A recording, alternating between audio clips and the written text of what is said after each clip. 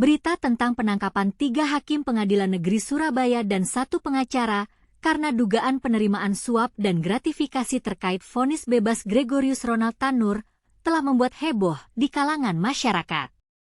Kasus ini menarik perhatian karena melibatkan nama besar seperti Ronald Tanur, putra ex-anggota DPR RI. Direktur Penyidikan Jaksa Agung Muda Tindak Pidana Khusus, Abdul Qohar, menjelaskan bahwa pihaknya masih terus mendalami perkara ini. Hari ini pengetahuan yang kami dalami. Tentu kami cross-check. Tentu kita klasifikasi berdasarkan bukti yang ada, ujar Qohar. Namun, apa sebenarnya yang terjadi di balik vonis bebas Ronald Tanur? Mengapa 3 hakim dan 1 pengacara ditetapkan sebagai tersangka?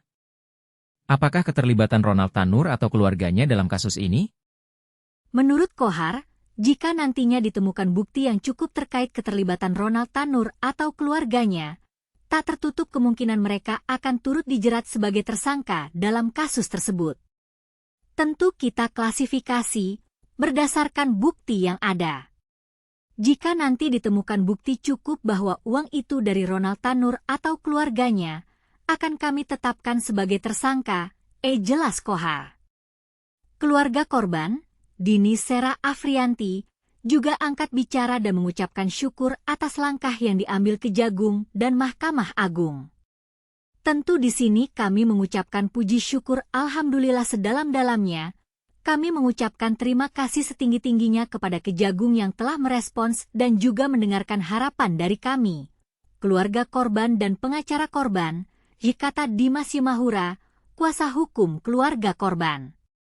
Namun, masih banyak pertanyaan yang belum terjawab. Misalnya, berapa banyak uang yang diterima oleh 3 hakim dan 1 pengacara tersebut? Siapa lagi yang terlibat dalam kasus ini?